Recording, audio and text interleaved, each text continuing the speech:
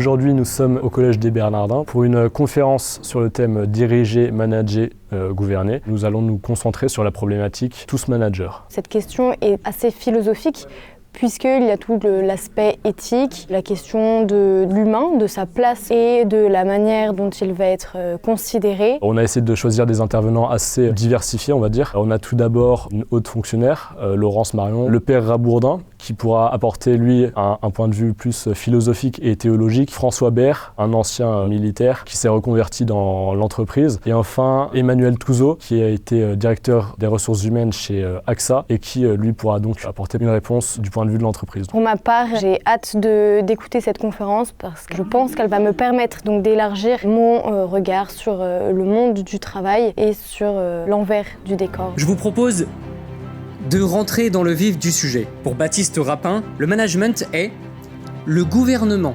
techno-scientifique des subjectivités en vue de la coopération efficace. L'enjeu est clair. Le paradigme actuel semble être de devoir développer une société organisationnelle exigeant une efficience de la part de ses membres. À tel point qu'on peut légitimement se demander si on peut encore gouverner autrement qu'avec le management.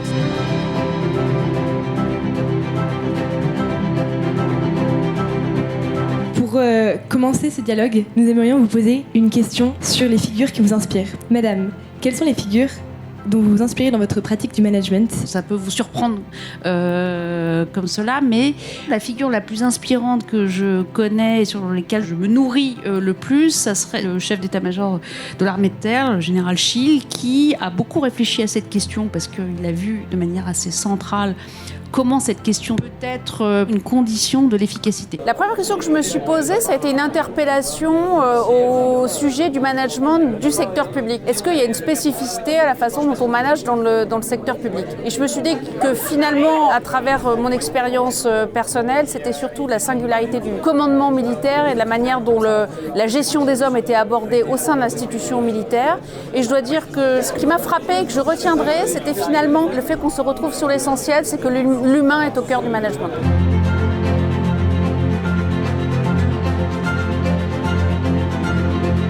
Avec un bon coach, tout le monde peut apprendre le management parce que oui, il y a les techniques. Après, est-ce que tout le monde a intérêt à être manager?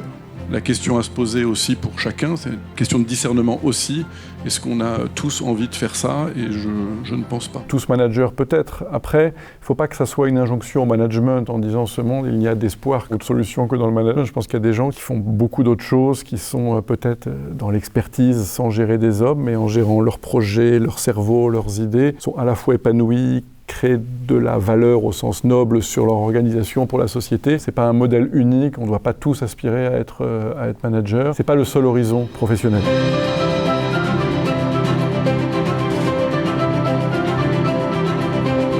Le cœur de sujet pour moi, c'est tôt ou tard de comprendre qu'il y a des talents différents. Et donc tout mon métier de coach par rapport à ça, c'est surtout pas d'enfermer des gens sur des méthodes définitives, c'est rendre les gens en pleine potentialité, en pleine possession de leurs talents, avec des modalités de management différentes, qui ont des finalités différentes. Et donc, c'est pour ça que, pour moi, il y a une notion clé qui doit apparaître ici, qui est la notion de mission. La mission, je la qualifie un peu comme une transcendance opérationnelle. C'est-à-dire c'est une manière d'élever les gens sans discours grandiloquent, juste leur permettre d'avoir du sens à hauteur d'homme, à portée de main. Donc non, pas tous managers, c'est certain. Au contraire, il faut que chacun soit à sa place. Il y a énormément de gens qui ont aussi un travail solitaire.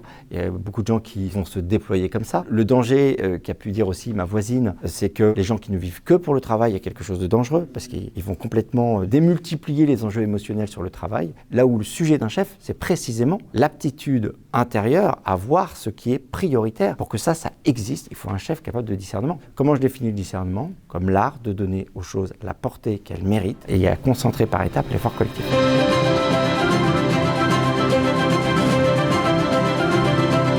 Le management, pour moi, c'est une pensée du travail. Et cette pensée du travail dans la Bible, c'est une pensée qui honore le travail comme réalité fondamentale pour l'épanouissement humain. Mais c'est dans la Bible, l'homme ne se réduit pas non plus à son travail. Pour moi, il reste important, et c'est un peu le sens, je pense, de la soirée que vous avez décidé d'organiser, de penser un dehors au management. Pour moi, c'était important dans cette table ronde de rappeler qu'il y a comme un dehors par rapport au management. Donc tous managers, non. Et puis en fait, le management n'a pas à s'étendre partout.